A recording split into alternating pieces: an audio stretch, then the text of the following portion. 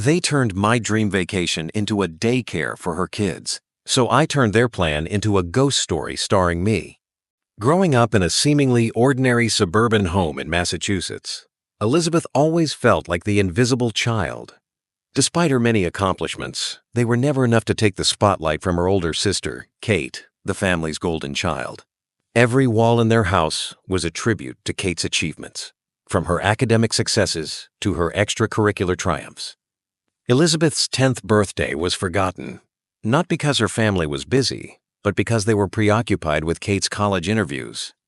She still remembers how they tried to pass off Kate's leftover graduation cake as her own birthday cake, as if her needs always overshadowed Elizabeth's. Through the years, it became clear that Kate's success was the measure by which every event was valued in their home.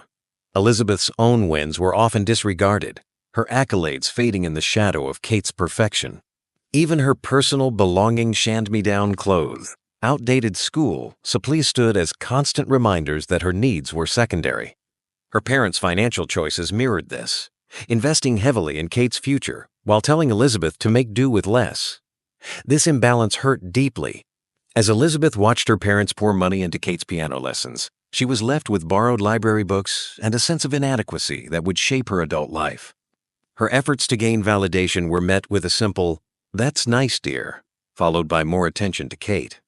Over time, Elizabeth learned to celebrate her successes in silence, retreating to her room to keep her pride intact. Yet, the pain of being overlooked never truly left her. It simmered beneath the surface, quietly shaping the person she would become. As the years went by, Elizabeth's sense of self-worth slowly eroded, replaced by an overwhelming feeling of being unseen and undervalued. Her family's priorities were crystal clear. Kate's needs, desires, and accomplishments were the center of attention, while Elizabeth quietly sacrificed her own aspirations for the sake of keeping the peace. When she made the honor roll in middle school, her parents were too busy celebrating Kate's selection to the debate team to notice. When Elizabeth won a local painting competition in high school, no one came to her award ceremony because Kate had a college tour. Over and over again, Elizabeth's achievements were swallowed by the tidal wave of Kate's perfection. The sting of these moments was deepened by the fact that Elizabeth had to silently watch as her family made it clear that Kate's needs always took precedence. Financial decisions, too, revolved around Kate. While Elizabeth was told to rely on the bus, her parents took out loans to buy Kate a car for college. Kate's dreams were treated as sacred, while Elizabeth's ambitions were dismissed with little more than a, "That's nice, dear." It was a crushing blow every time. But Elizabeth, trying to avoid confrontation, learned to suppress her feelings. She put on a brave face and carried the weight of these sacrifices alone.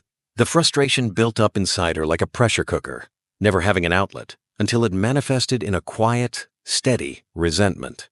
Elizabeth wasn't just losing her own dreams. She was losing herself.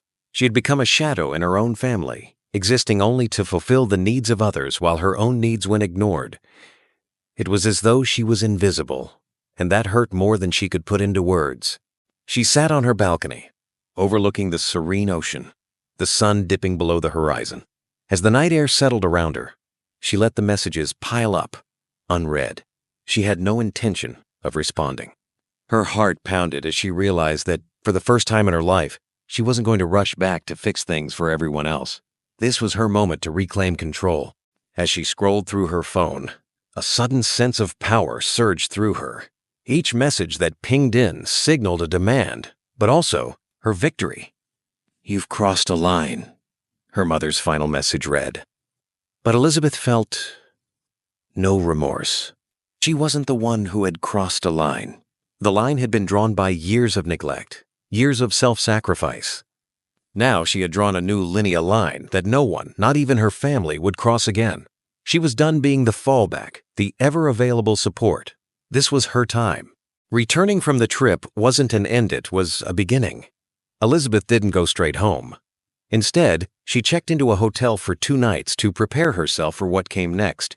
The apartment she once called home had become a symbol of servitude, so she changed the locks, updated her emergency contacts, and began crafting clear, written boundaries. Her hands trembled slightly as she typed the message to her family. I'm safe. I'll reach out when I'm ready. Please respect my space. Then, she silenced the group chat and let the stillness wash over her.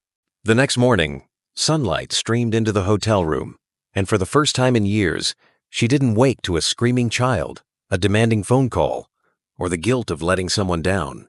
She sat by the window with a warm cup of coffee, staring out into the city, and felt something strange peace. Not the fleeting kind, but the deep, grounding kind that settles in your bones when you finally choose yourself.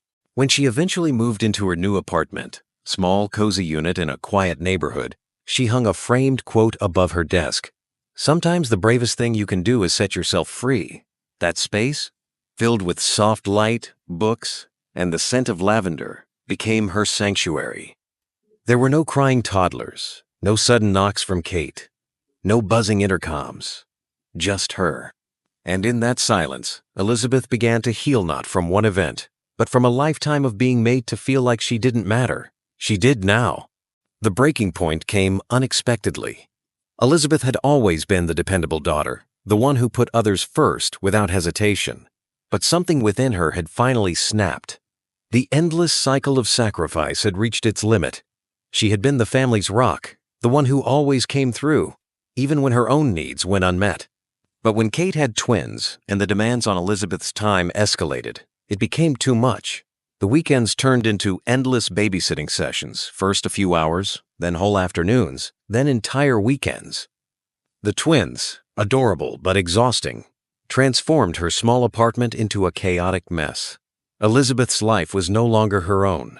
It revolved around Kate's children and their never-ending needs. When Elizabeth raised concerns, her mother would simply say, "This is what family does," as though her personal life, career, and well-being didn't matter. And Kate? She was always overwhelmed, always needing more. Elizabeth tried to set boundaries, but her sister's tears and their parents' guilt-tripping always broke through her resolve. Then, when she finally dared to make plans for herself an innocent vacation to a small, quiet resort in Florida, everything changed. Kate hijacked her trip, turning it into another family obligation. That was the moment Elizabeth realized she could no longer continue living this way. For the first time, she made a choice just for herself. She didn't ask for permission. She didn't look back. With her heart racing, she quietly booked a separate resort on a peaceful island, away from the suffocating demands of her family. She packed her bags in secret, preparing for the inevitable storm of anger and guilt that would come. But this time, she was ready. This time, she would finally take back control of her life. Elizabeth's heart raced as she boarded the plane, her decision now irreversible. The family had always expected her to put them first, to sacrifice her own happiness for their comfort. But this time, she was done. Her flight to the quiet island resort was not just a vacation, it was a statement. She could already imagine the fury on her mother's face when they realized she wasn't with them. The texts, the calls, the anger, it would all come, and she knew it. But for once, she didn't care. As the plane ascended into the sky, a strange mix of exhilaration and guilt surged within her. She was doing something for herself, something she hadn't done in years, and yet the weight of the family's expectations still clung to her like a heavy cloak. When she arrived at the resort, the overwhelming silence of the beach seemed to wash away years of frustration. She was finally free from the constant demands, the endless babysitting, the feeling of being invisible. But deep inside, she braced herself. She knew the storm was coming. The moment she powered up her phone, the barrage of messages would begin. But this time, she wasn't going to let guilt drag her back. This time, she would stand firm. The first 2 days at the resort were blissful, but the quiet calm only made the storm brewing back home feel that much louder. Elizabeth had made a choice, and now, as she laid by the pool, sipping her drink, her mind kept racing back to the inevitable confrontation waiting for her once she returned. She could already picture the looks on her family's faces when they found out their mother's disappointed sigh, Kate's indignant accusations, and the guilt-tripping that would come as naturally as breathing. Every message from her family was a reminder of the price she was paying for this one selfish act. But it was a price she was willing to pay. On the third day, something inside her snapped. The fear and guilt she had carried for so long, fear of disappointing her family, of letting them down began to melt away. She had made herself small for years, put everyone else's needs above her own, but not anymore. This was her moment. She had worked hard for this peace, and she wasn't going to let anyone take it away from her. When the messages started coming, in at first, polite, then frantic, and finally angry, Elizabeth didn't flinch. She read each one, feeling a twisted satisfaction with every text that flashed across her screen. "Where are you? We need you here." "This is selfish, Elizabeth." The guilt was familiar, but so was the rush of freedom. With a deep breath, she turned her phone off, and for the first time in years, she felt the weight of her family's demands slip away completely. They could wait. She wasn't going back. Not yet. When Elizabeth finally turned her phone back on after 5 days of blissful freedom, the flood of messages was overwhelming. Dozens of missed calls, hundreds of texts. Her phone buzzed relentlessly with notifications, each one more frantic than the last. "Where are you? Please answer me, Elizabeth. This is an emergency." Her mother's voice broke through the screen, begging her to return and fix things. And then Kate's furious texts. "You've ruined everything. You're abandoning us." The familiar feeling of guilt started to creep back in. But this time, Elizabeth steeled herself. She had come too far to let their emotional manipulation pull her back into the suffocating web of their demands.